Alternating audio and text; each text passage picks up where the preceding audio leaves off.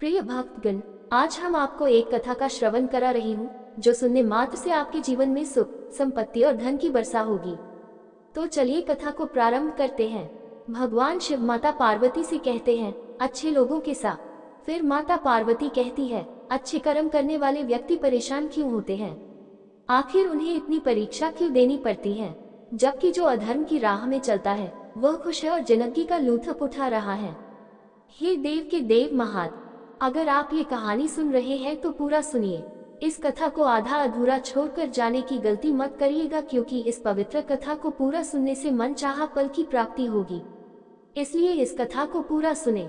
आप शिव भट्ट हैं, जिसमें हीरे और जवाहरात से भरा हुआ था। व्यक्ति को देखकर, अपने भाग्य को अचानक चमकते देखकर उसे बहुत खुशी हुई और उसने कलश को बुद्ध के पास रखा और उनके चरणों में रख कर कहा, आपके आशीर्वाद के कारण ही मुझे ये, लेकिन मेरी दृष्टि में ये धन विष के समान है। धन जो बिना परिश्रम के मिलता है वह धन वास्तव में विष होता है। बुद्ध ही यह समझाना चाह रहे थे कि साधारणता जीवन में धन को प्राप्त करना आसान नहीं होता है। और जब हम अपरिश्रम व्यक्ति को बुद्ध के उपदेश को स्वीकारने में असंतुष्टि हुई और वह नाराज होकर कलश लेकर चला गया। यह उपदेश स्वीकार करना और उसे अपने जीवन में अमल में लाना व्यक्ति के हाथ में होता है। यह व्यक्ति ने अपनी अवस्था को किसी ईर्ष्यालु ने राजा से शिकायत कर दी कि जमीन में दबा धन राजकोष का होता है। अमुक व्यक्ति ने उसे निजी काम में लाकर नियम का उल्लंघन किया है। राजा ने उस व्यक्ति को पकड़वा कर बुलवाया और कलश जमा कराने को कहा तो उसने सच्ची एक दिन राजा जेल के निरीक्षण के लिए गया। उस व्यक्ति से भी मिला। उसने कहा, राजन, मुझे जब वह कलश जमीन से मिला तो बुद्ध वही थे। उन्होंने मुझे कहा था कि इसमें रत्न नहीं विष भरा है। ये सुनकर मैंने उनका अपमान किया था। आज राजा ने बुद्ध को सत सम्मान राज्य में आमंत्रित किया। जेल से निकालकर उस व्यक्ति को बुद्ध के पास ले जाया गया। बुद्ध बोले, धनवान बनना आज की सामाजिक प्राथमिकताओं में से एक है और यह बात बहुत से लोगों के मन में एक विचार भी है। वही बुरे लोग खुशहाल दिखते हैं। धनवान बनने के लिए लोग अपार धन संपत्ति और सुख की तलाश में लग जाते हैं, लेकिन क्या धनवान बनाने के लिए सिर्फ इसकी प्राप्ति ही काफी है? धनवान बनने के लिए सिर्फ धन की प्राप्ति ही? बुद्ध ने कहा, मनुष्य जैसा सोचता है और महसूस करता है वैसा कुछ नहीं होता है, बल्कि अज्ञानता की वजह से वह सच्चाई नहीं समझ पाता है। संसार में सुख का सत्य धन में नहीं है, बल्कि विचारों, कर्मों और आध्यात्मिकता में है। धन का मानवीय आजकल लोगों की जीवन शैली में कई बदलाव हुए हैं। लोग आधुनिकता, आराम और आनंद की प्राथमिकता रखते हैं। धनवान बनने का मानसिक मंत्र सभी के होंगे, पैसा सब कुछ है। इस दृष्टिकोण के साथ व्यक्ति धन की प्राप्ति के लिए कि उसे धर्म की राह चुननी है, बौद्धिक शिक्षा, प्रतिष्ठित करियर, उच्चतम आय का नौकरी या व्यवसाय आदि, इन सभी मेहनतों के पीछे धनवान बनने की आशा होती है।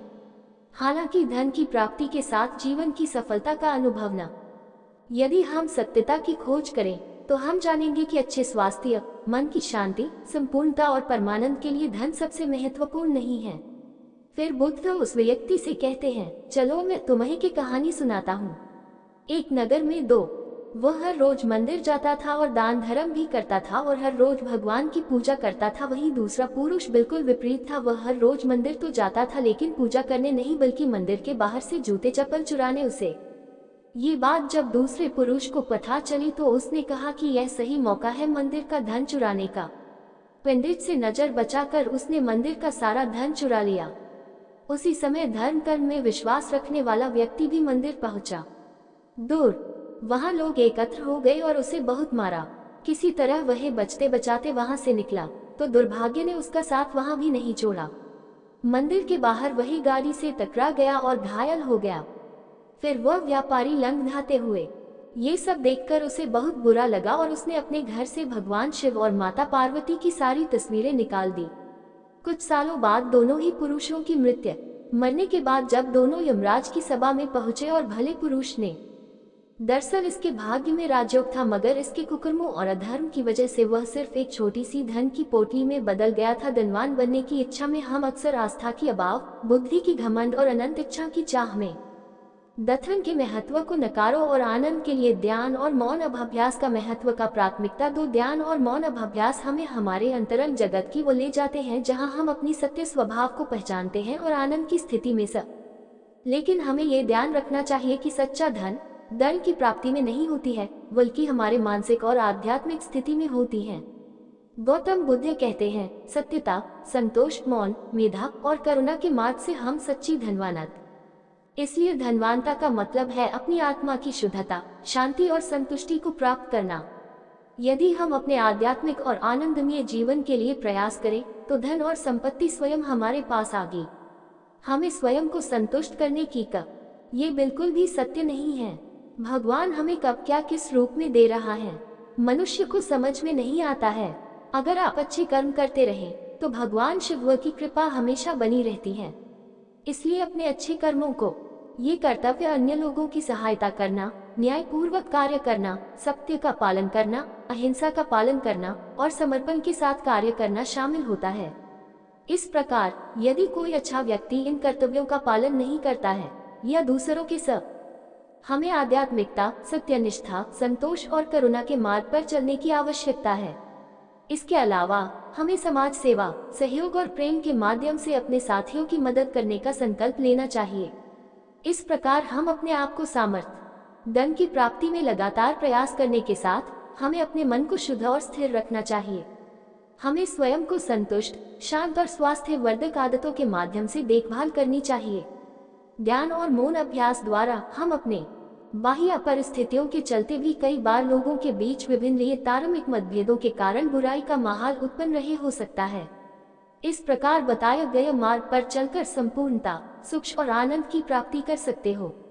दहन की प्राप्ति, यदि हम ये सिद्धांतों को अपनाएं, तो हम वास्तविक धनवान बन सकते हैं और एक पूर्ण और सफल जीवन जी सकते हैं। ये सुनकर वह व्यक्ति उनके चरणों में बैठकर क्षमा मांगी तथा कहा, आपकी बात सत्य थी। कलश में वास्तव में विजित था। उसने उसी दिन से परिश्रम से प्राप्त धन से जीवन यापन शुरू कर दिया। फिर भगवान शिव माता पार्वती से की कहते हैं, इस कथा का सारांश है, हमें ये समझना चाहिए कि सफलता और समृद्धि का मार्ग परिश्रम, संयम और अच्छे कर्मों के माध्यम से और उसे स्वयं को स्थिर और सत्यनिष्ठ बनाने की प्रेरणा प्रदान करती है। इस प्रकार एक खुशहाल और समृद्ध जीवन कोई मनुष्य जी सकता है। फिर भगवान शिव भक्ति योग और ज्ञान योग के माध्यम से सुखी और योग्य जीवन की इस रूप में अच्छे लोगों के साथ बुरा होने का कारण नहीं होता है।